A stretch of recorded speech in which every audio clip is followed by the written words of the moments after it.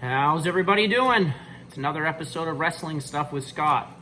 Today I'm going to share with you guys some of my magazines from my personal collection. This episode is going to include some of my favorite PWI, Pro Wrestling Illustrated issues, and I'm going to show you them. We're just going to go over them. We all have extra time, so I've been going through them, just looking at them. I hope you guys appreciate it as much as I do. Alright guys, here's my favorite PWI magazines I have in my collection. This is from August of 1984 with Jerry the King Lawler on the cover. Just a classic picture of the King. Here's from November of 84, Sergeant Slaughter. Just another great cover. Here's August of 85 with some of the Von Erichs on it. You got Kerry Von Erich, Kevin Von Erich, Mike Von Erich, and the young Chris Von Erich. Kind of ironic that it says the Von Erich dynasty, but later on it became the Von Erich tragedy, unfortunately, as we all know, but they were all great wrestlers down in Texas. Magnum TA, September of 85. All the experts say he would have gone on to be a huge champion if it hadn't been for his motorcycle accident. He was still a pretty big wrestler during his time, though. Here is November of 85 PWI with Ric Flair on the cover with the NWA belt.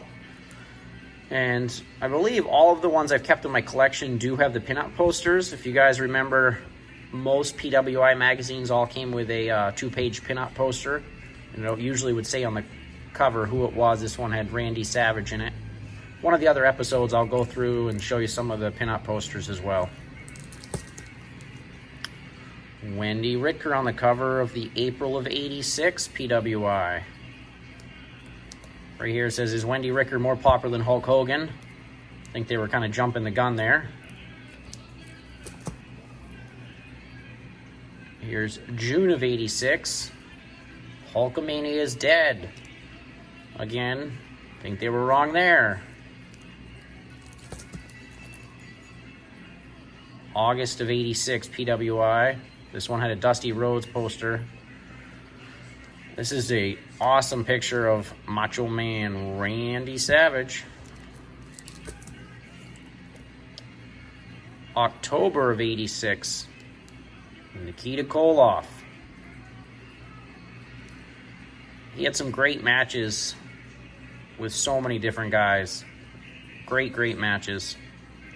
If you go back on the network and watch some of his stuff in the Mid-Atlantic Jim Crockett, mainly Jim Crockett time, like 86, 87-ish, 88. He had some amazing matches. Another PWI with Flair from October of 87.